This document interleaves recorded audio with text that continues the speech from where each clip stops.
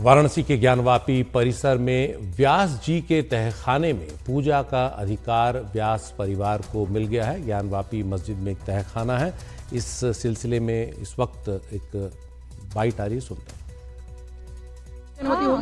जी, सारे लोगों को, भक्तों को, पुजारी को, सारे लोगों को जाने की अनुमति। तो जो भी काशी विश्वनाथ मंदिर में दर्शन करने जाते हैं वो सारे लोग अब जा सकते हैं वहाँ? जी बिल्कुल बिल्कुल बिल्कुल जा सकते हैं। तो एक बड़ी बात होगी, एक बड़ी बात है कि जहाँ पर मैं ये कहना चाहता हूँ जो जस्टिस के.एम. पांडे ने राम मंदिर में 1 फरवरी 1986 को ताला खोलने का आदेश दिया था, मैं आज के इस ऑर्डर को उसी की तुलना में देखता हूँ। ये इस केस का टर्निंग पॉइंट है, बहुत ऐतिहासिक ऑर्डर है।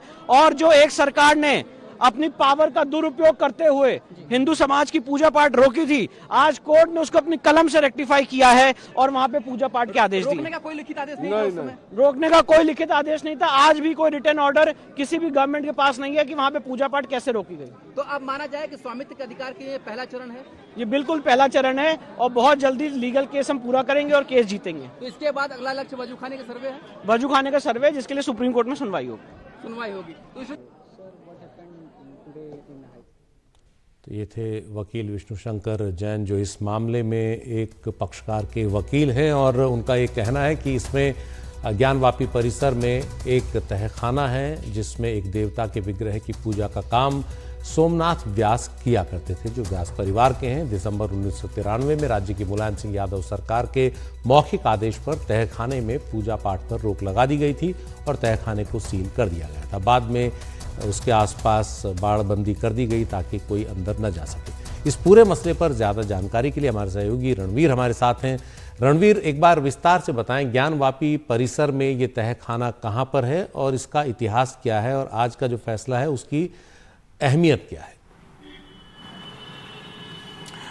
देखिए, विश्वनाथ मंदिर के ठीक बगल में एक ज्ञानवापी मस्जिद है जिसको मुस्लिम पक्ष मस्जिद बताता है और हिंदू पक्ष ने उसको विवादित स्थल कहना शुरू कर दिया है। तो जो ज्ञानवापी परिसर है उसमें जो ढांचा है जिसको मुस्लिम पक्ष मस्जिद कह रहा है, उसके नीचे एक तहखाना है और उस तहखाने में 1993 तक सोमनाथ व्यास पूजा पाठ किया करते थे। वहाँ एक विग्रह है और उस विग्रह की पूजा पाठ होती थी।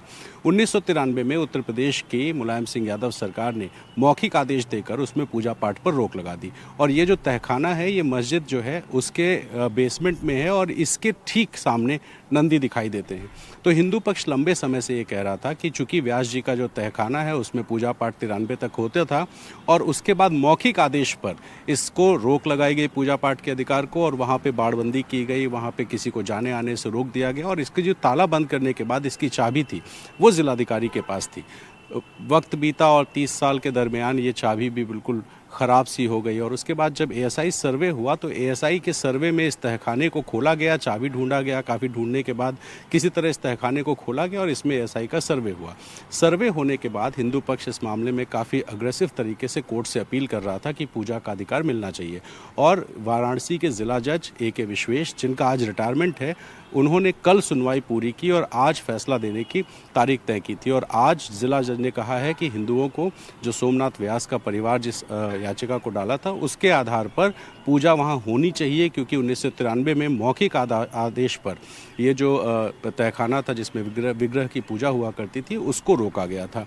तो एक के बाद एक मुस्लिम पक्ष जो है उसको झटके लग रहे हैं, क्योंकि मुस्लिम पक्ष ने पहले एएसआई सर्वे का विरोध किया, तब भी कोर्ट ने कहा कि सर्वे होना चाहिए। सर्वे होने के बाद रिपोर्ट को सार्वजनिक किए जाने को लेकर मुस्लिम पक्ष ने आपत्ति जताई, उस पर भी कोर्ट ने कहा कि ये दी जाएगी और जो सर्वे रिपोर्ट आई, जिसमें अभी जिस विष्णु जैन की बाइट हम सुन रहे थे, उसी विष्णु जैन ने प्रेस कॉन्फ्रेंस करके जो तमाम उसमें एविडेंसेस मिले हैं उनको पब्लिक किया, उनको बताया और इन सारी चीज़ों के बाद अब तहखाने में भी पूजा का अधिकार मिलना एक बहुत बड़ा टर्निंग पॉइंट माना जा सकता है, क्योंकि ज्ञानवापी परिसर में जिस तरीके से बार बार चीज़ें सामने आ रही हैं वो सारी चीज़ें कहीं ना कहीं हिंदू पक्ष के दावे को मजबूत करती हैं। और आज का जो फैसला है, इस फैसले के बाद अब जो बाड़बंदी है वो खुल जाएगी।